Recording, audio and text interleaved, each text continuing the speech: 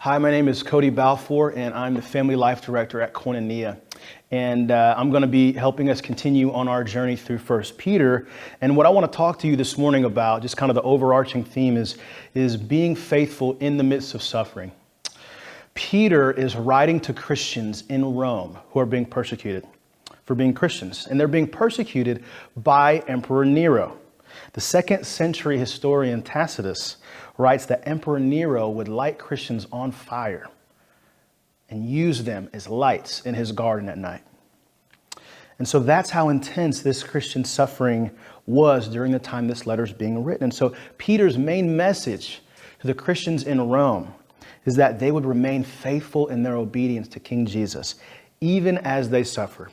One of the first things that we see in this passage that stands out is in verse 14. We'll be in chapter 3, verse 8 through chapter 4, verse 19. And verse 14 really kind of picks up on the theme that I think is very suitable for us today. Verse 14, he says, "But even if you should suffer for the sake of righteousness, you are blessed. And do not fear their intimidation, and do not be troubled." Now, Peter is quoting Isaiah 8. Where God is challenging Isaiah to trust him and not fear what the people fear, to not give into the cultural anxiety of the day. And that's a really good question for us to ask is what are the cultural anxieties of our time, and in what ways are we susceptible to those? And so he quotes Isaiah 8. I want to take us to Isaiah 8 for just a moment. Here's what God says to Isaiah. He says, "For this is what the Lord said to me with great power, to keep me from going the way of this people." In verse 12, he says, "Do not call everything a conspiracy that these people say is a conspiracy. Do not fear what they fear. Do not be terrified." And family, this is so important because we are a deeply fearful society. We often give into whatever conspiracy theory or fear mongering that is tailored towards our particular cultural sensibilities. We've let the world scare us. We've let the news stations scare us. We've let the world scare us into making decisions that harm ourselves and our neighbors. And so overcoming fear, as Peter talks about, is essential to being faithful, because underneath all of our sin is some kind of fear. Whether it's fear of missing out, whether it's the fear of abandonment, whether it's the fear of loneliness or loss, whether it's the fear of scarcity, not having enough. We are deeply fearful people. And what this does is this often drives us into sin. Sin is the expression of our deepest fears. And so we're especially susceptible to fear and to sin when we suffer. When we suffer, we begin to realize things are out of our control, and that a response to that feeling of helplessness is that we begin to find ways to control things, to keep things in our hands, right? This is where sin comes in, because sin is an expression of desired control, right? We want to do things our way. We want things to be the way we want them to be, whether it's the way we spend our money, whether it's the way we express ourselves sexually, whether it's the way in which we try to obtain or keep power and control.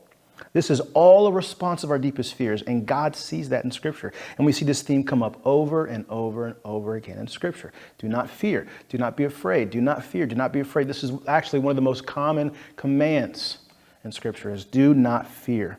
And so family, if you want to overcome your sin, find out what you're afraid of and let the goodness of God conquer that. So now we come to this kind of part in the text that Peter gives us. And Peter uses an ancient literary device called a chiasmus. Okay, this is an inverted parallel structure. And if you look over here to my left, you'll see this. So what Peter will do is he will kind of build up his thought and then go in the opposite direction again, so that if you're looking at the text, it's almost as if it crescendos right in the middle. Okay? So in verse 16, he says, "Those who slander you will be ashamed," right? So these people are being lied on. These Christians are being lied on. So then all the way down again in verse 4 through, in chapter 4, 3 through 5, he says, "Those who slander you will be ashamed." Then you go back up to B, 3:17. It says, "Suffer though innocent in God's will." So if you're suffering and you're innocent, do this in God's will. He says the exact same thing in chapter 4, verses 1 through 2. In verse 18, he says, Jesus suffered for the unjust. He was innocent and he suffered for those who are unjust. It says the same thing in chapter 4, verse 1. And you see this buildup, right? And what it does in the middle, this is the most important part.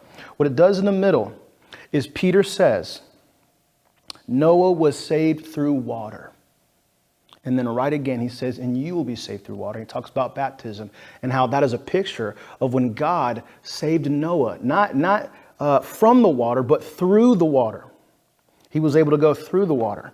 Okay? And so this inverted parallel structure is meant to bring attention to what's in the middle of the passage. And what's in the middle of this passage is that Noah was saved through water. And so if you remember the story, God comes to Noah to build an ark because he wants to judge the world for its violence, for its wickedness through the flood. But Noah's family and select animals will be saved, right? They'll be saved through water. And so as God was intent on sending judgment to everyone around Noah, he would still preserve Noah. And so what Peter's communicating is the same point to Christians he's writing to. That though everyone around us might be enjoying the fleeting pleasures of sin, they are under judgment. So do not join them. God will preserve you just like he did Noah. And so the scriptures tell us to be faithful in obedience, even in the midst of suffering. When you get to the 4th chapter, this is what Peter says. He says, therefore, since Christ has suffered in the flesh, arm yourselves also with the same purpose, because he who has suffered in the flesh has ceased from sin.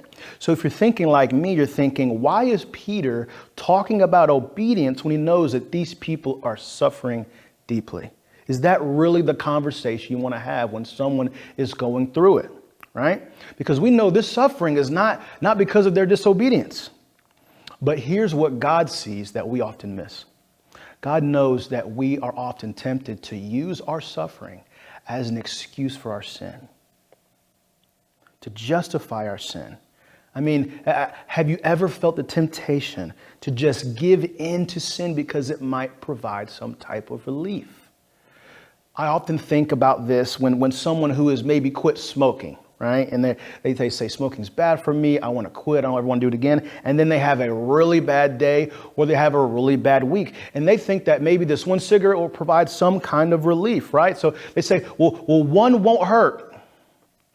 But this is what we sometimes do with our sin. And though God does understand human weakness, he knows that if we keep it up, we will destroy ourselves. That though you're suffering, if you keep sinning in the midst of it, it will bring you more destruction. It will bring you more harm and you more pain than you're already currently experiencing. And so being faithful in the midst of suffering is for our good.